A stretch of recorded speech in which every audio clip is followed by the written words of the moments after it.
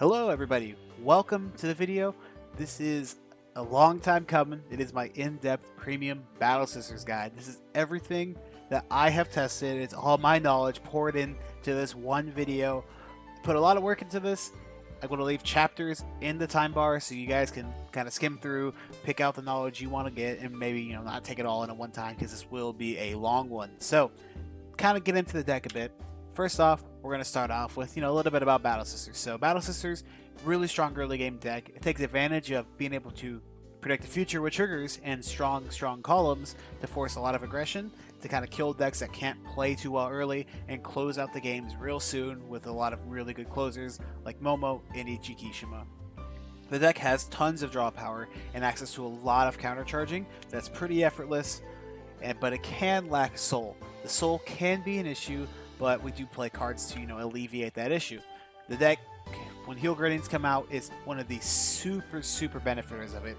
A lot of our cards can just put them on top of the deck, which makes it super strong because it kind of acts as that counter charge, just healing a damage. And again, having access to Calico plus Goddess of the Sun with Ichikishima / Momo makes ending games super easy and super easy to go off. So pros and cons about this deck are it's very strong early game. You get very free columns with your cards that have to check the top of the deck to get power. Normally you're able to swing 27 to 32k on without counterblasts on turn 2. You have good advantage with cards like Torijas and Fromage drawing a bunch of cards, as well as not having to expend so many cards to get your field set up. Again, the free power gaining effects, and then you also have deck stacking. Now, deck stacking in this deck is super important because it lets you play certain matchups in different ways depending on how you draw as well as how they draw. See, if you see your opponent check a lot of PGs, maybe you don't want to force stack your triggers. You want to keep those for defense because they're just going to get PG'd, right? This way, Battle Sisters is a way to kind of check the flow of the game and play it to their advantage. And then, of course, Ichi, Tishima, and Magical Calico are just some crazy cards. Cons of the deck. So you really do struggle against Force decks. And you can't really hit Force numbers because 27k as well as 32 are not Force, which means against Force decks, there's some popular ones right now, it's very hard. 3-attack deck, again, you're not be able to swing a lot of multis. You really do need Momo to kind of hurt them really hard. And then grade 1 PGs are really devastating with Ichikishima because a lot of decks are moving towards grade 1 PGs because they have really good skills. And then if you run into Link Joker, you pretty much auto lose. It's very hard matchup to play. Alright, an example deck list. So this is the deck list I play. I've played it at several events here locally, and these aren't just like locals. These are like cash events where we come in and play for actual prizes. And this deck has serviced me really well. I've played it into a lot of powerful matchups like Luard and Harry, a lot of the stuff that you think will be at the top of the format, and have come out very well. You see, I've made a video on the same deck list, and it was missing one copy of the Florentine and one copy of the Bamchunkin, but we played a couple different cards. But this deck will change slightly after the release of Heal Guardians. But this is a good example deck list if you kind of just want the deck list to come and run with.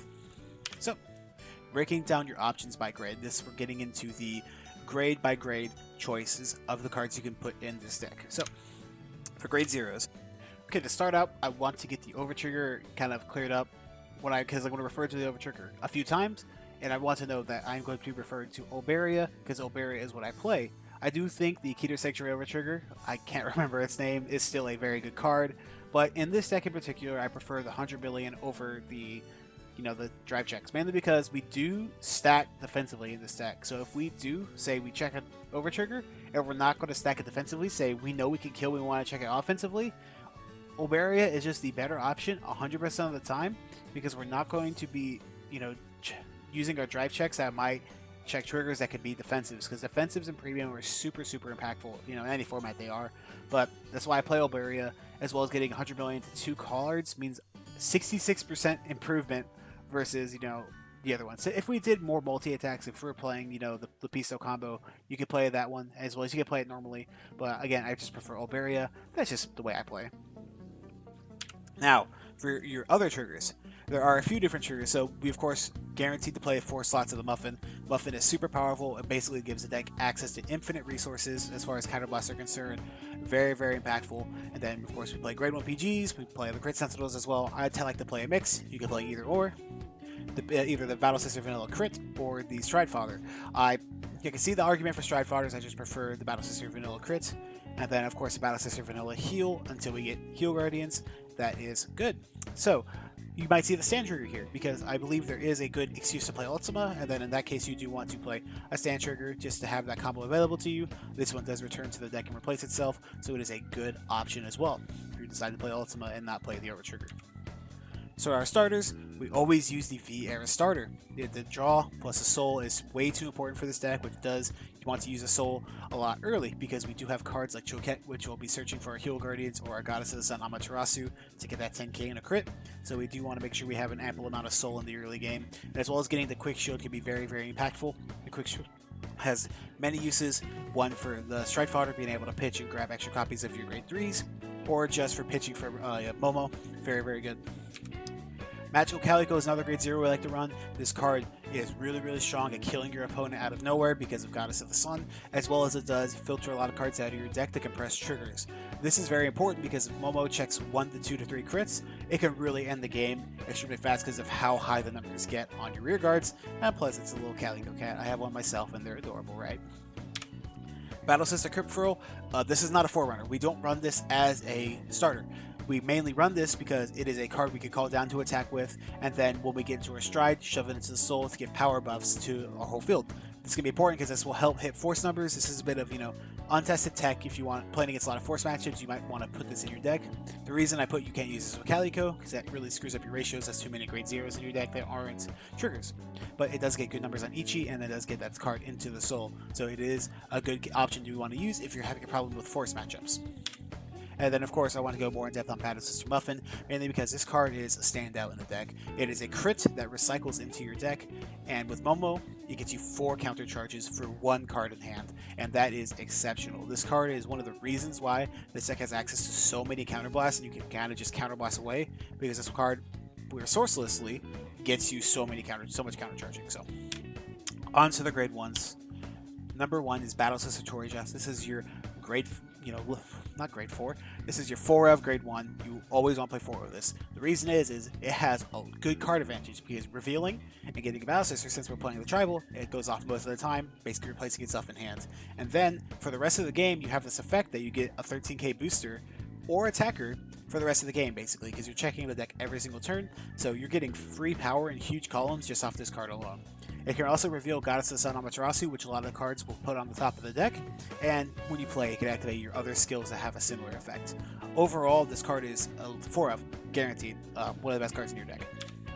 Battle Sister Casada gets much better after Heal Guardians come out. The reason is because you want to play more aggressive when you have access to those Heal Guardians, because a couple of your cards can put them on top of the deck to guarantee a heal, which means that is an extra damage you have to play with. So you're guaranteed to get that extra 10k, which means it can work as an attacker, as a huge column booster, and then again it can surprise them because it works after the boost. Say you boost your Vanguard, that number goes up by 20k, so it's like putting a Panatone in the soul and getting an extra 10k. Currently, I don't play this card, but I can see the argument to playing it once we do get that Heal Guardian. Battle Sister Panatone.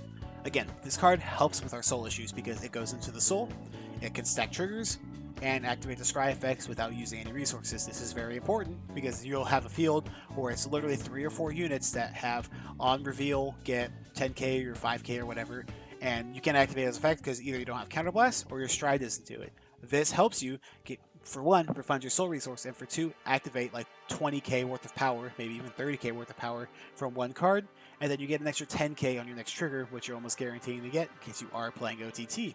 As well as it does exit the field versus decks that you don't want to leave cards on the field with, which is like Megacolony or Narukami or Link Joker. It does get itself out of the field, so you don't have to worry about those columns getting locked down or it getting bound, and a lot of those cards getting their effects activated. And as well as Ultima, it is extremely vital for Ultima because when you do use the effect, there's a cool little combo I would demonstrate a little bit later, where you can use this to scry the top 2 and give a stand trigger 15k stand, so you're giving your field a massive 25k buff with Ultima. We have the Stride Fodder, Battle Sister Baumkuchen.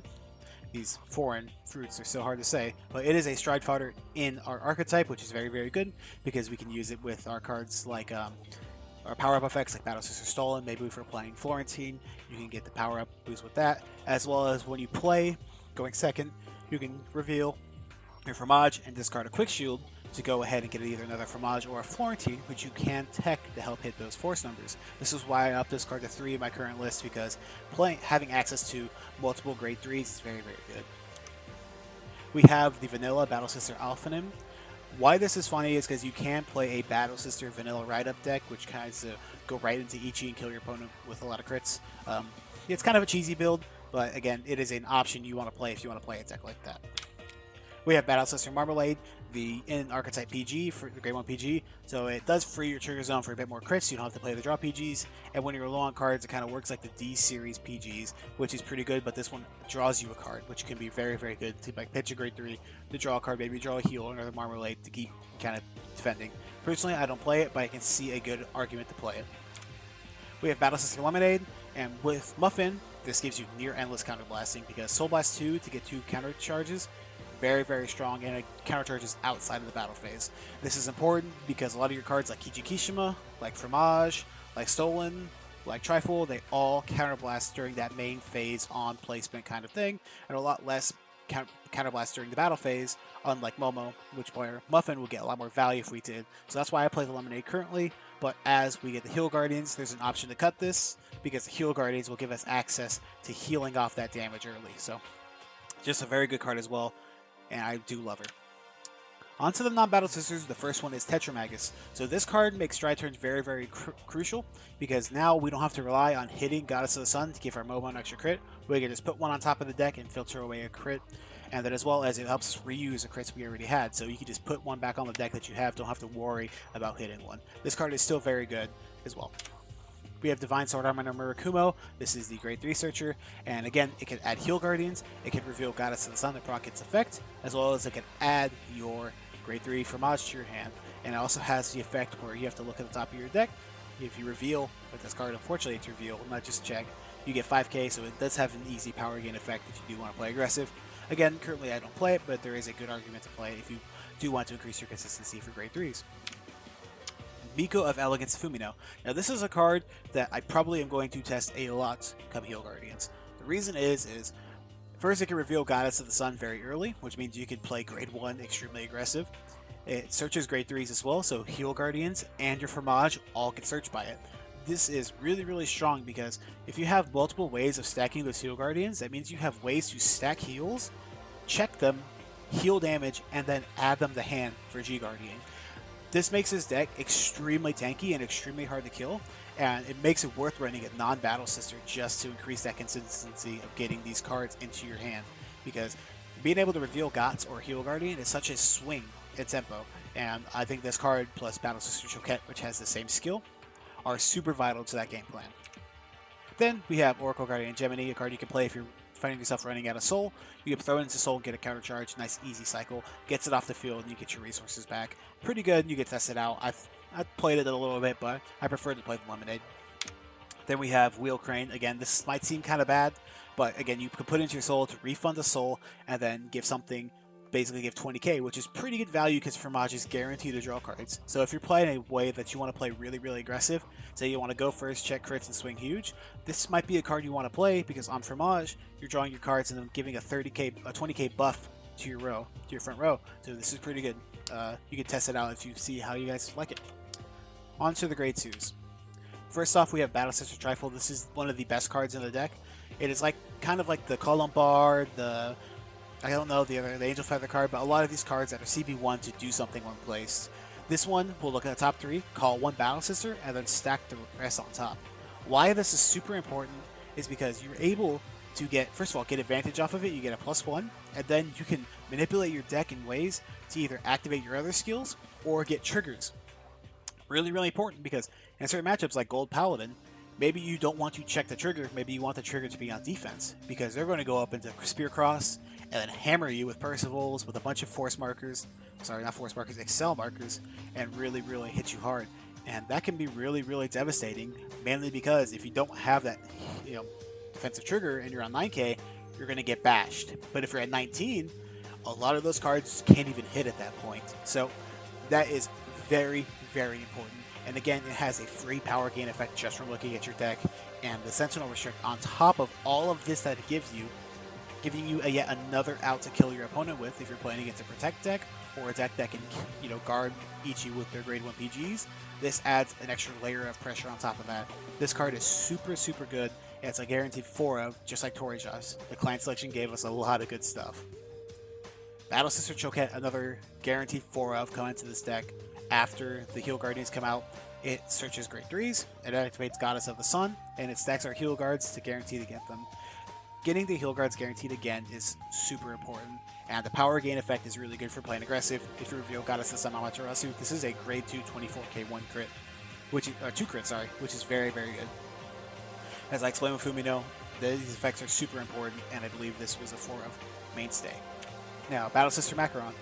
A lot of people don't play this card, and I think this card is very, very good. It gives you the biggest columns you can get, as well as it being a very, very free effect to just check the deck and get 10k. Letting you play very, very aggressive early means you can bully a lot of decks on grade 2.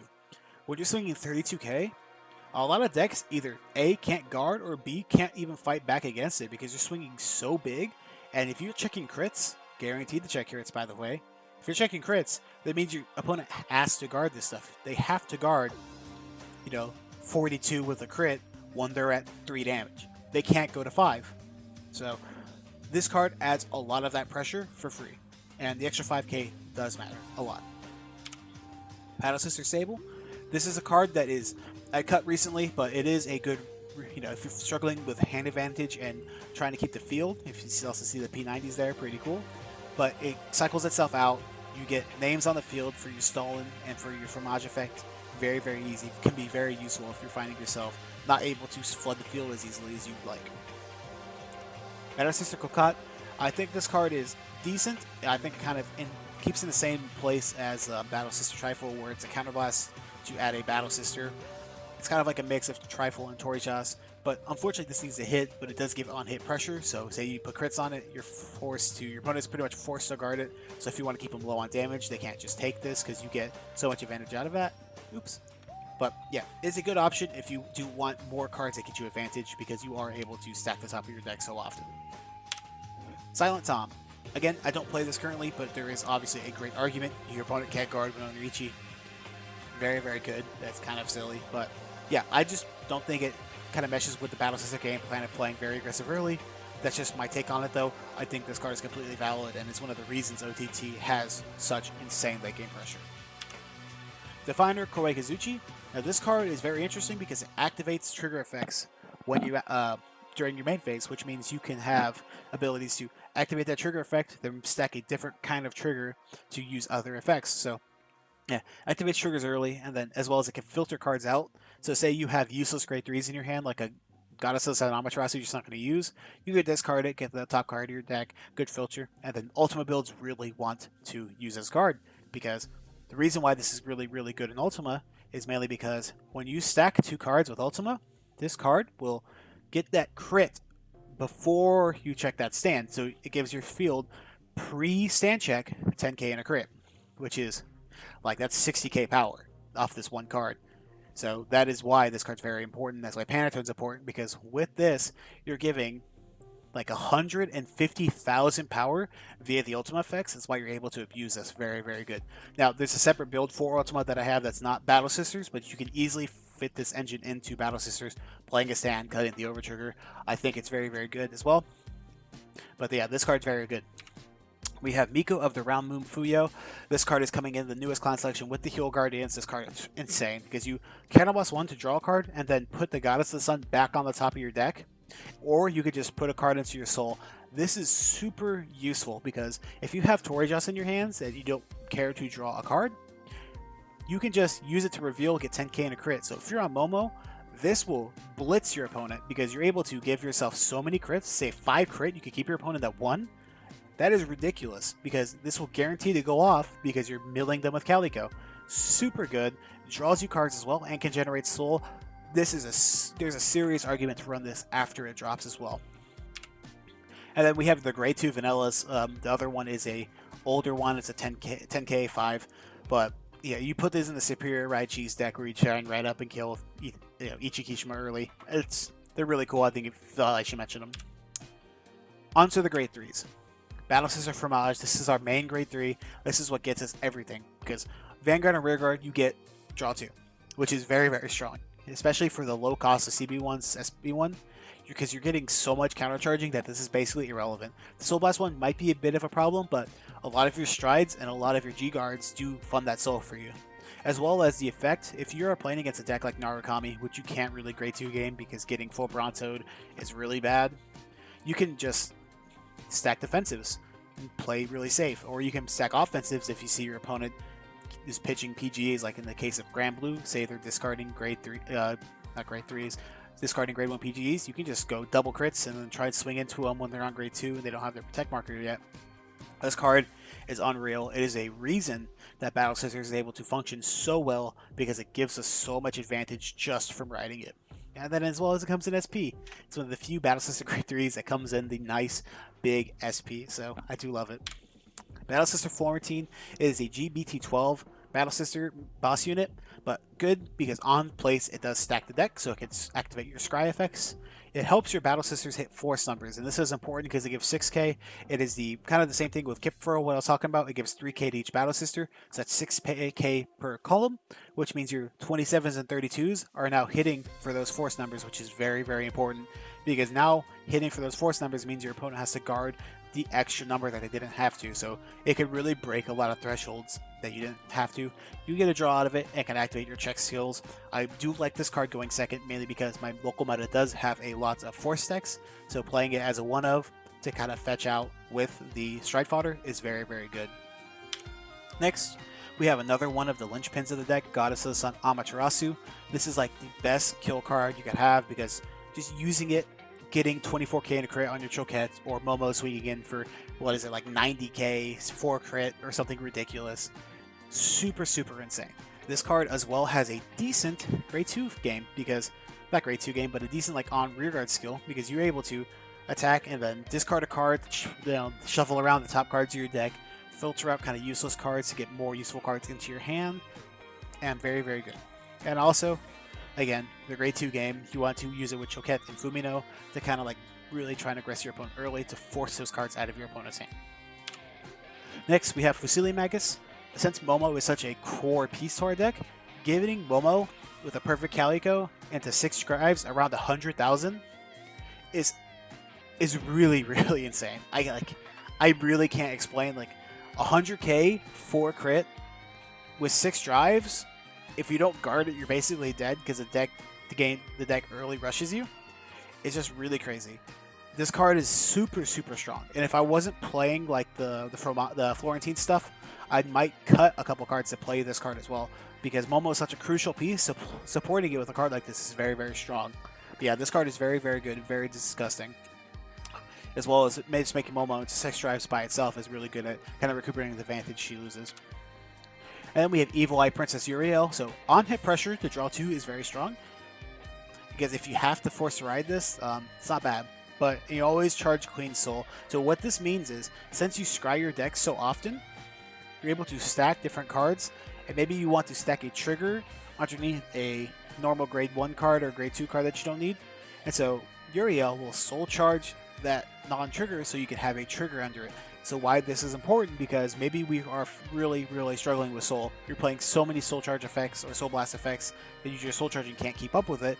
This can be a very, very good option to play as like a 2-of that kind of really refunds that Soul very, very easily because of its effect. It just, when you look at it, throw it into the Soul. I don't play it, but again, there's a very good argument to where you want to play like a lot of counter charging, like the Lemonades, which Soul Blast is 2 to counter charge 2. This is a perfect slot in tandem with a deck like that. Then we have, of course, the Heal Guardian, Goddess of Water Dragon, Toyota Mihime, something like that. But yeah, it is, of course, a Heal Guardian, which means a lot of our weak matchups, like Kagero and like Regalia, really help us. Because, one, 9-2 crit is super important against these Force 2 decks that just want to kill you on turn 3. Or the plus 10k effect against these decks that really want to rush you really early, say Gold Paladin, which wants to really blitz you with that Spear Cross Dragon with the Percivals and spamming the field out. If you stack a defensive trigger while also having this in hand, their game plan is ruined. They're at 5 cards, you took 1 damage, and you can just go into them. So this card is such a game changer for Battle Sisters when it comes out that I can't wait, because we're really reaching that tier 1 status as soon as this card's released. On to our G Zone. So the first one is Excite Battle Sister Stolen. This card is, I believe, it's one of the best cards in the deck because of its ability to play defensively or offensively. Battle Scissors as a clan, or as a, sorry, not a clan, as a sub-clan, is really strong early. It's really strong at getting in and getting your opponent a lot of damage. And then people normally think, wait, so I want to stack triggers offensively to try to close out games. Well, you got to realize that your opponent is also having a game plan they're working towards. Sometimes it is much better to kind of disrupt your opponent by stacking defensive triggers and taking maybe 1 to 2 damage on the turn where they should have dealt 4 to you, and then coming back the next turn with a huge Momo or an Ichi and just kind of closing the game out by not having to discard a bunch of cards, and that way you can kind of grind the opponent out of the game. This card lets you do that perfectly while accelerating your GB. Now, it also gives Soul, which means you can refund those Soul Blast costs, and on GB3, this card hits your opponent, makes your columns really big with the 6k per column, so very strong. Battle Sister Gelato, this is kind of like a card that if you are finding yourself getting damage denied, you can kind of just use it to get yourself to GB1, so you can use your Ichi in the next stride. So I don't play it. I don't think it's really good, but it is an option for you if you do want to play it. Battle Sister Mirar at GB3, again, this has the same thing with Stalin where it gives you huge columns, and with Muffin, you're able to swing with your rears first to get draws, and then swing with Mirar to countercharge all that counterblast. You just flip the draw. I currently don't play it. I do see an argument to play this at 1. It is a pretty good card to get a lot of hand advantage, but I believe Ichi just does that job better.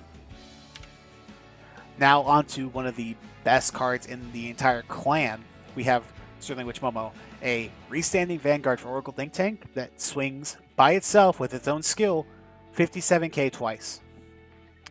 Now, if that was itself, it'd be pretty decent, right? But it gives that 30,000 power from discarding 3 cards due to its skill to your entire front row. So it gives 90,000 power to your front row, and since it swings twice, that means you're using the 30,000 power itself twice, so you're essentially using 120,000 power for CB1, and it gets 4 drives. So what it does is it gives your Oracle Think Tank multi-attacking, which is very strong because it's the way we kill them, and it's a turn 3 threat. So if your opponent's at high damage, say they're at 3 to 4, they have to have like double the triple PG to stop your columns after this happens, because if you rush them extremely hard and you get them to 3 to 4, there's no way they can just let this hit, because you're a deck that does stack triggers and compress triggers and put them back into your deck. So if this comes down and you're swinging with a 62k rear and a 58k rear and a 100k Vanguard, what's your opponent going to do?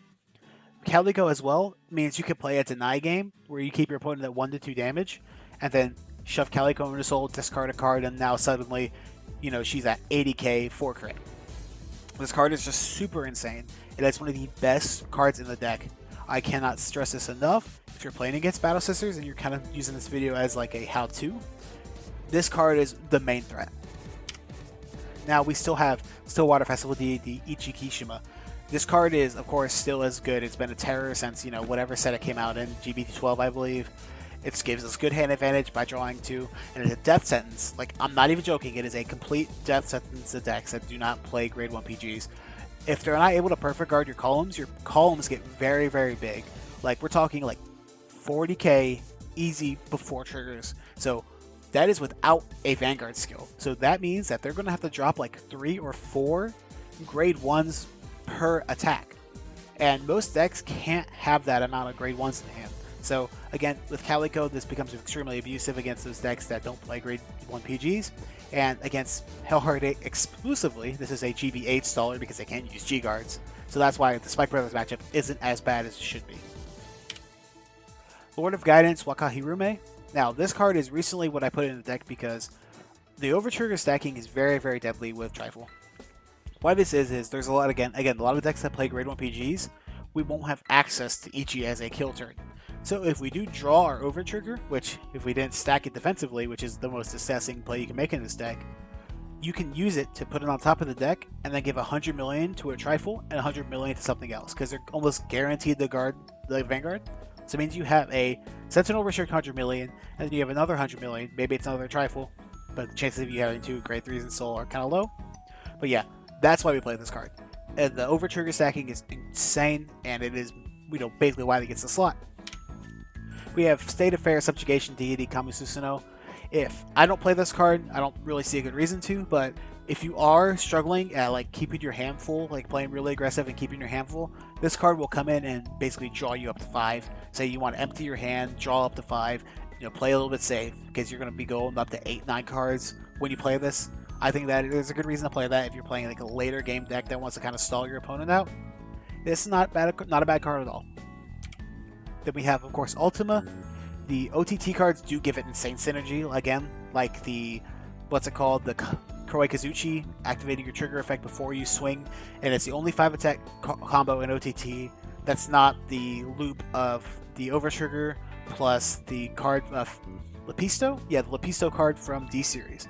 Now, this is a crazy kill turn if somehow Ichi or Momo doesn't work, but you do have to build around Ultima, because you do have to cut your Overtrigger, you do have to put Stance in your deck, you do have to put Kuroi Kazuchi in your deck, and you maybe want to slot in more Panatones, but the build around can really be worth it if you're able to get to this very consistently. I do love Ultima, but personally, I don't play it because I'd rather play the Overtrigger, because I believe the Overtrigger has slightly more uses. Onto the G-Guards, we have Excite Battle Sister Bavarios. Now, this card, it draws you a card on defense, which can be really strong for filtering out your deck, which means you can discard a heal to activate it to draw into another heal. And this is very important. Since it reveals the top card of your deck to your opponent, that means if you stack Goddess of the Sun, you're able to reveal Goddess of the Sun on defense. This means you're able to get a damage trigger without taking a damage. Super, super important. Say you go to 5 versus Pale Moon, and you have the cards to live if you could take a damage. But if you're playing, like, say, Stolen, or you're playing Fromage that you can Stride, and you're able to stack a Goddess of the Sun that way, this is super, super good play. And again, you can stack your triggers on defense. Check, see you have a trigger, leave it. Good. Plus, it gets 20k shield. It's basically a heal as well if you do have, a grade 1 on top. But again, the Goddess of the Sun synergy is insane, as well as it drawing the card to replace itself. Very, very good as well. Then we have pretty much our most used G-Guard, Son of Eternity Amaterasu. Free 25k shield, kind of like Plotmaker, and you get a soul charge out of it, which can be very, very crucial if you're eating your soul, as well as it scribes for triggers. So you just check the top card of your deck and then put it on top or bottom. Can get you closer to either A, useful cards, or B, triggers. Most often you want triggers though. And then you do have your Cray Elemental G-Guards. These are, you have Ractome / A-Gleam if you want to pitch and draw without the counterblast that Bavarios has, and then you have Dismal if you really want to protect your board and playing super aggressive. I find myself having enough hands where I really don't care to protect my board, but again, this is a very, very good cards. So, on to our matchups. This is the tier list I made from my testing and from kind of like the coagulated tier lists of a lot of players that I respect, and this is what I believe are the top of the meta. I'm not going to really go over the tier list itself, but you have good matchups versus a lot of S and A tier decks. Where you kind of falter is against the B tier decks, because Link Joker and Megacolony can really, really screw you over. Even Nubatama can really screw you over. So I really do think that you have a really good matchup. So, and the reason is you lose to control. The reason Link Joker and Megacolony are such hard matchups is because losing to control is not very good. So, and then losing to going first decks like Kagero or Genesis, which want to hit you with big restanding vanguards, can be very, very dangerous. So, and now on to the matchups. So, this will be a section of the video where I'm going to break down the matchups clan by clan. Now, this isn't going to be very in-depth. This is kind of going to be general ideas that you want to take into each and every deck, but I do feel like this is important because knowing what you're playing against and knowing your game plan going into each deck is going to be very, very vital to actually coming out with a win, and just in Vanguard in general. So, Battle Sisters does have a good matchup versus a lot of the S&A decks. Namely, it has a good matchup against Pale Moon from what I've tested, as well as like Spike Brothers from what I tested, as well as Granblue, because, you can't lock out a lot of the cards that they are really reliant on. So this deck does lose hard to control, because control can really they ruin our field. We don't have ways to like superior call a ton of cards out of our deck. We have to pretty much rely on our hand, and if we have to spit cards out of our hand, they're not in our hand for defending. So, and also restanding Vanguard decks that swing really huge with crits, like Kagero and Genesis, can be issues until Heal Guardians come out. But again, after those come out, we do have a much better tool in our arsenal because we do have cards that can help alleviate that. So, going into each specific deck by clan, we're going to start with Angel Feather. Now, this is a pretty easy matchup. You just can't really get cheesed by Hamiel. If you get cheesed by Hamiel, you're going to die. That is just how it is. You really want to play a strong early game and try and kill them before like a lot of their ultimate stuff goes off. But again, you can survive most of their pressure. Their pressure doesn't really happen until ultimate goes off. And if you can delay that by stopping G-guards, it can be really strong. So take advantage of the weak pre-stride game and then kill them very easily. Onto Aqua Force. Now, defensive stacking really hurts Aqua Force, like really bad. And they can't hit over defensives. If they're playing into Valios, don't stack defensives obviously, but like their Gembolt turn and their Alexandra's turns, you can really hurt them by stacking defensives. Now, they have a weakish early game. A lot of their cards require like full boarding, and if they do that, you can easily kill them because you get crits. But take advantage of that. Really try and hurt them in the early game. And they don't really have any hand advantage until Gembolt comes out, so if they are full fielding you to like get the Thavas off, you can really punch back extremely hard with Momo. Post Gembolt though, it does become an issue because they draw so many cards into their hand they can really survive their turns. So be careful and try and play before that card comes down. And then counter the Thavas ride down. If you don't know, Aqua Force can play a card called Thavas, which rides up into a grade 4, and then they can ride back down into a grade 2, denying your stride. So counter that by defensive stacking, so they ride up into Thavas and can't hit you as hard, and then by pressuring out so they can't really spit the cards out into the board to do that. Bermuda Triangle. This is another deck you do want to bash early to force out cards, since if they are playing Highlander, this would be a good option. You need to end quick because this deck does scale extremely well, as you see, and Zeka gives them a lot of different markers. But their early generation breaks are really lacking. A lot of their early strides don't really do that much, so you want to pressure them with Momo to kind of try and kill them early. And you can kill them early very easily if you just get the Kaliki Momo off. If you don't kill them with that, you can eat pretty much their entire hand, so their next turn is going to be very lackluster. This can be a hard matchup depending on how they draw, though, that it is Highlander. So, but a lot of times you are favored from what I've tested. DI. Now, this deck can really get blitzed. If you really want to blitz this deck, go ahead, call down your entire hand, and bash them really hard. The only out they have to this is if they draw their plus 1k in soul and ride it on grade 2. But then again, if they have that, they're going to survive a lot of those matchups anyways. So if they don't have that, or if they do, you want to filter for your Heal Guardians and then slam those down on that LK, and you can really just negate that entire turn. So I believe this is a pretty good matchup for Battle Sisters. Again, kill them early, and then use Heal Guardians to survive their big combo. Then you can just kill them with Momo or Stolen. DP. Now, this is a very hard matchup for Battle Sisters because our best stride is useless. Ichikishima just cannot be used, as well as Momo, if it's too late in the game, can just be guarded extremely easily with their GM Glass Dieliner combo. So if they're playing the extremely large, like crazy Diamond-esque effect where they have 18,000 grade 3s in their deck, try and rush them extremely early and deny their stride. Do not let them get the extra 10k from their grade 3s. Now, if they do hit the Dieliner GM Glass combos, that is really bad. Like, it's going to be really hard to kill them. You can try and stall them out, but again, that's going to be extremely hard. I've played this matchup. It goes really late, like to deck out, that they do have an advantage, especially come Heal Guardians. So try and kill them early, play very aggressive, and God forbid they get to the Geoma Glass Dieliner. It's going to be really hard for you. But again, the way we out this is with the Wakahi Rume plus Trifle to Sentinel Restrict 100 million. That can end this deck's life. Onto Gears. This is a pretty easy matchup again.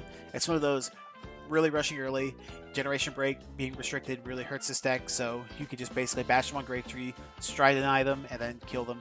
Again, defensive stacking, since they're a deck that wants to do a lot of small multi-attacks, it really halts their pressure. And you don't really have to be scared of Header Around because, again, your pressure comes from like Momo and your pressure comes from Ichi, which Header Around really doesn't affect that. But you do want to be wary of it and do not go ever into Wakahi Rume because your entire turn will just get ruined by Header Around. Overall, this should be a pretty easy matchup.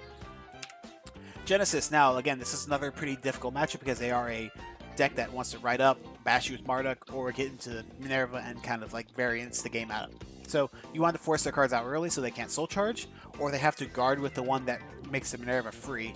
If they have to guard with that, or have to call it down early to pressure you back, you're in a great position. But yeah, be careful you don't get Marduked. Marduk with the Norn combo can be very, very oppressive if you don't know what it does. So Marduk is a card that can stride from the G zone on their grade 3, and if they have Yggdrasil and Norn, if they somehow have the CB for it and the Soul, can really bash you very, very quickly. So you have to hold PGs and really, really have to play careful, because again, once they get to Minerva, they kind of have so much variance without as many crits as they can check that you really are going to want to try and kill them early. Again, you can go late if they don't get super lucky on their crits, but again, don't try and play for luck. Try and play for the consistent game plan. Kill them before Minerva comes down, because it is going to be a very hard matchup after that card comes down. And then stack offensive power. Their power swings way too high to try and rely on defensive stacking. Stack offensively and try and kill them. On to golds. Stack defensives early. Stack defensives early and stack defensives early. If you ever see a defensive trigger on Trifle, or if you ever see a defensive trigger on Choquette, make sure you stack it. Because this deck, if they go up into Spear Cross when you're on grade 1, they can just ruin you. And this is like every single deck, they can ruin you if they can really high roll you, but you do have that ability to really be defensive as well. Make sure you mulligan for Trifle and try and stack a defensive trigger just to stop that from happening, because if they swing into you with a Percival and you check a defensive, they're screwed. A lot of their cards can't hit a 19k defensive body, so yeah. And then again, you want to go into Momo and play aggressive back, because they're going to expend a lot of cards to try and high roll you. So kill them with Momo, aggro them back, play aggressive. Don't be scared after you hit that one defensive and like mitigate their really, really dangerous turn. As soon as you get through that storm, it should be a pretty good matchup, because again, you can stack defensives and then beat them with high numbers. Granblue, again, this is another one of those decks that farms hand later on in the game, so try and again get in really early with crits. The deck really needs Obadiah to really get into that, so if you can deny them their stride, they sure can do Night Rose stuff and it can be kind of cute, but it really does hurt them when they can't just go super plus off of Obadiah. So Ichi stops their Cannoneer play, so you don't really have to be wary of the Cannoneer plus Negro Lily combo, but you do have to pay attention because they do play grade 1 PGs, so make sure you can pay attention always to their drive checks and to their drop zone. Check for those grade 1 PGs. If you don't see many, go into Ichi to kill them, and if you do see them, try and kill with Momo, because you get such huge columns with crits that you can pretty much out them that way. Overall, don't let the game get too late, because Bad Bounty is still a disgusting card, and defensives don't help against Skull Dragon, so it really don't help against Skull Dragon. So, Great Nature. Unfortunately, this is the one deck I have not tested a lot against. Just again, I have not had many people to play this deck against, so if you do play this deck, please tell me in the comments what the deck does again, and then how you can out it with Battle Scissors. Don't tell me how, but you know what I'm trying to say. Kind of give me the download on how to do this, so I can put it in the description, or pin your comment to kind of tell people how to play this matchup. I do want to test more against this deck, but it's one of those that I do know you have to be wary of the removal combo, and defensive stacking can be hard if they have a huge rear guard. But again, I'm not going to stay on this too long. Kagero. This matchup is very, very scary. I think that is for most decks. If they go first, you're in a rough spot, because you don't have your protect marker and they're going to bash you. Try and get your heal guardians early, hold your PGs, survive. You can farmhand later in the game. The cross is such a scary card, you have to live. Twin Buckler, being free from the cross's effect, means that Ichi just gets so much weaker, because they're able to just drop 3 cards and they survive your Ichi turn, and then they go into like their card that gets a crit on rear when your Vanguard swings, and then their Legion Cross, stacking their over trigger back. Super scary. If you go second, well, good luck. If you don't see enough heal guardians, you could just end up dying. Unfortunately, the cross is such a good card that, it's one of our weaker matchups, but, happens to be that way. Every deck has weak matchups, right? Link Joker, it's pretty much the worst matchup possible. Being a deck that solely relies on getting huge rear guard columns and just getting triangle locked means that you're just done. They can just hold PGs and try and kill you with Momo. I mean, you can hope that they don't draw locks early and then try and kill them all in one turn, but again, you can't really do that. If you run into this matchup, you're going to be into a really good, really good spot for them. So, good luck if you run into this matchup. Lock is really bad to deal with, so, oh well. But thankfully, Zink got hit, so God bless. Megacolony, another one of these hard matchups because it is a control deck, but you can really abuse them early. A lot of the bugs order cards can be really dangerous, but again, if you can grade 2 game and you can prevent this Ghidorah, just bash them. And now they have to, wait to stride to use their effect, and if they can't stride, they're on an 11k grade 3. And if they're playing more of a V era, then they don't have the skill, and you shouldn't really be worried because you could always call cards from your hand because you don't really superior call. So, again, it's one of the things that's been pervasive throughout this kind of matchup tier. Play aggressive early, try and really force cards out of their hands, because if they get too late, the cocoons on your grade 1s can really start hurting. Murakumo. Now, Murakumo was kind of weird because the deck build hasn't really been figured out that I've seen. One I've seen floating around is Shiryuki, so if you are running into Shiryuki Murakumo, just run them over. The deck really can't keep up with your aggro. If they have to use a Shiryuki on grade 2 to stop you from running them over, they're in a really bad spot. And defensive stacking really kind of stops all their offensive pressure if they're not able to get a super sacky Shiryuki stack off. So, yeah, just play aggro, run them over. They can't really do much to stop you. Narukami. Now, Stunverse is such a disgusting card. You cannot full field them. Do not full field Narukami. Don't play into Stunverse. Be scared of Stunverse. This card is disgusting because Stunverse will allow a deck like Narukami to out advantage you because you lose all your cards and they gain cards for it. So do not play into it. Even if you have to take damage early, do not play into it. Stack defensives, maintain your hands, and then kill them after you play around their game plan, after you kind of like defend their full Bronto, and then go into that. Because you can take damage early, and then they can full Bronto you. Oh well, get hit, doesn't matter. As long as you don't let them get Stunverse off, you should be fine. Because once they accelerate that bind count, then the game just avalanches into chaos. Nectar. This is a very early game centric deck. You can just keep up. You can keep up with their tempo. As soon as you get through that grade 2 hurdle, you can just bash them in. You get so many protect markers that their columns really don't matter. This is a very easy matchup. I'm not even going to lie. Just really pay attention to Asha. Make sure you go first, I guess. I mean, I can't really say much because this deck is pretty autopilot to beat. Poor Neo. Novas. Really, deck struggles against defensive triggers. Deck is extremely weak in the early game. You can really bash them and stride deny them because they are so reliant on going into these strides that if they can't go into these strides, they're not going to be able to do much. Bustard is such a card that relies on having a good hand because you need to have the soul, you need to have the rear guards to stand, and you also need to be able to have a field, right? So if you're able to kill them early, make them take 4 damage and force a lot of cards out of their hand, they're not going to be in a good position. Even if they do ride Bustard, it's not going to be that impactful. They can maybe get 5 drives off. You can easily defend that. So again, play defensive early, play offensive early, stack defensives. You're going to stop all their pressure. Nubatama, this deck is only scary when it gets to Shiranui Rene, so you can rush them early, and then stacking defensives kind of really hurts Rene because they're going to attack you with a 5k early, and then you're going to check a defensive and oh no, they can't do much, right? If you stack 2 defensives when they get to GB3, you're going to take 2 damage, and then the rest of the turn they can't really do much. So again, and then it also helps mitigate the combo of that card, which is a Soul Blast at grade 3 to only guard with 1, 2s, 3s, 1s, 2s, 0s, and 3s. So it really stops that as well when you stack defenses versus this deck. I'm not really scared of Nubatama. The Daihozan stuff really doesn't play that hard into you, so yeah, pretty good matchup. If you're playing against other OTT decks, you really want to farm your Sentinels, so even if you have to ride Goddess of the Sun or your other Battle Sister Protect markers, do it, because you can guard Ichi with a PG, a grade 1 PG, if you're playing Marmalade, and then you can guard the Toms of Sentinels and you should be fine.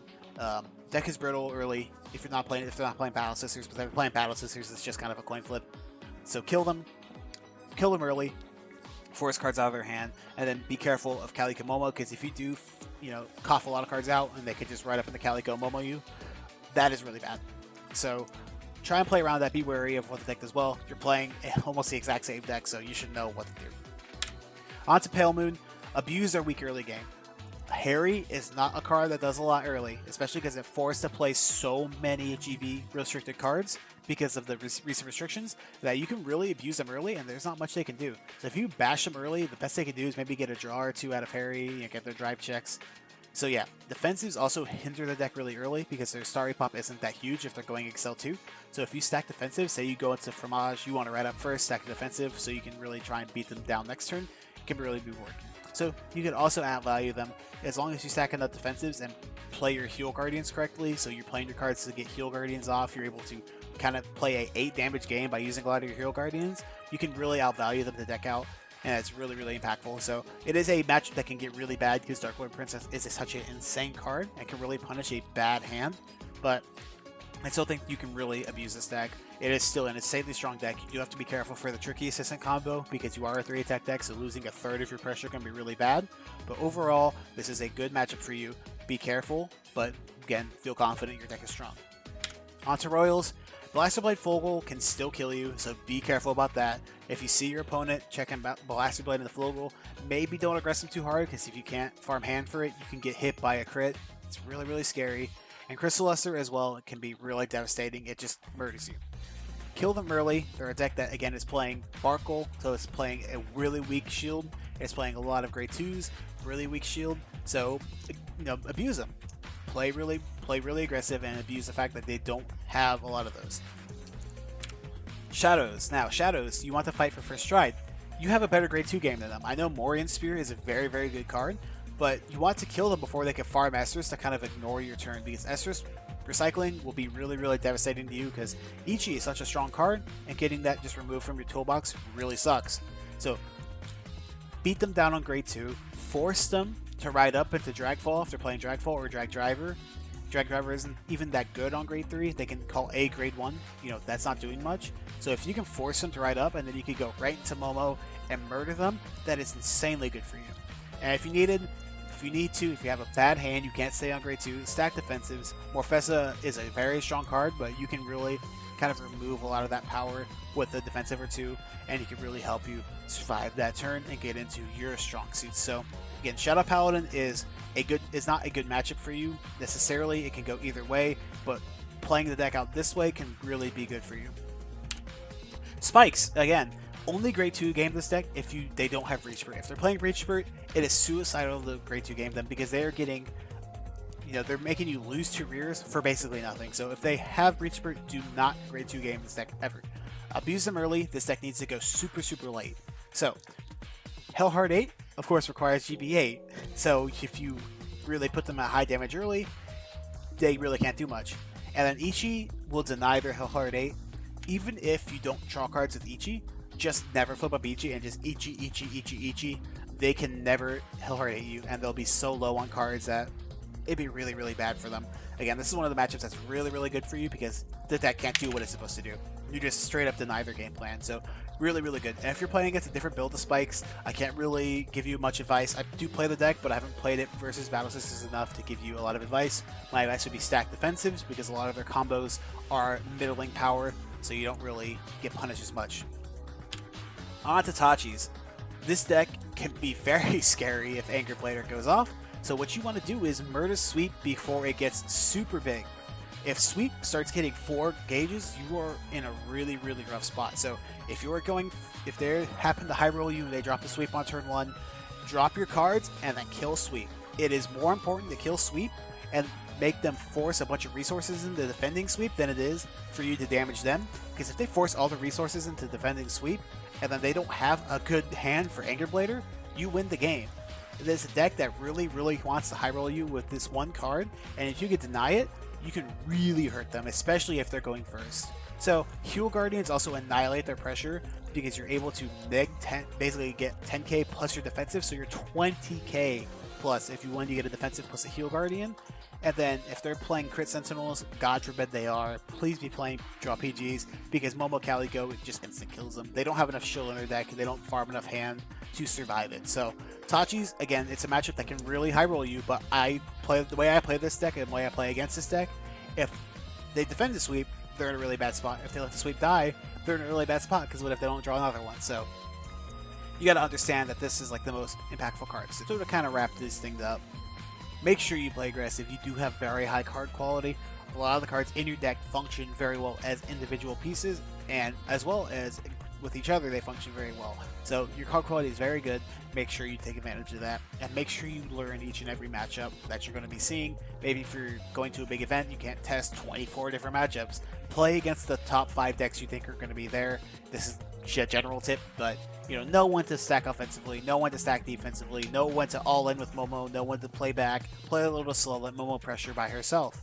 Heal Guardians in this deck revolutionized the way Battle Sisters will play, because now we can have a card that we can play around with Choquette.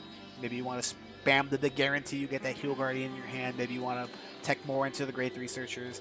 Heal Guardians will revolutionize the way you play this deck, and I tried to make sure I put enough cards in this, in these, this kind of show the power of the Heal Guardians. And again, play around the strength of your draw power and triggers. Triggers are so strong when you can really just get them guaranteed in this deck. And I know it's not guaranteed, so to speak, but it's very, very high chance you can, since you are shuffling muffins back into your deck. You are able to filter out a lot of Battle Sisters from your deck and keep a lot of triggers in, say with Calico, say with your Choquette and your other cards that are guaranteeing you get clean cards out of your deck and keep triggers compressed. So very, very strong. Play around those strengths. So again, guys, thank you so much for watching. If you all made it this far, maybe you skipped through and kind of got the whole video in pieces. If you can see the screen, thank you so much. I know Silent Tom is kind of threatening, one of the OGs, but again, thanks guys for watching again. I really took a lot of time to test against a lot of matchups. I've played a lot of Vanguard. I've played a lot on the remote fight server. I've played a lot of tournaments. I've been playing this deck ever since Client Selection came out. I've been testing this, in particular build of the deck. I've been playing Battle Sisters since GBT12, but I've also been testing this deck, even in the crazy meta of, Murakumo with Nubatama and all that garbage. So guys, thank you so much for watching again. I can't stress that enough. Please like, comment, subscribe, whatever you want to do. Sharing the video is the most important thing. You don't really have to sub, but I really do want you guys to share this video for more people to get out if people want to see this. And again, thanks guys for watching, and peace out.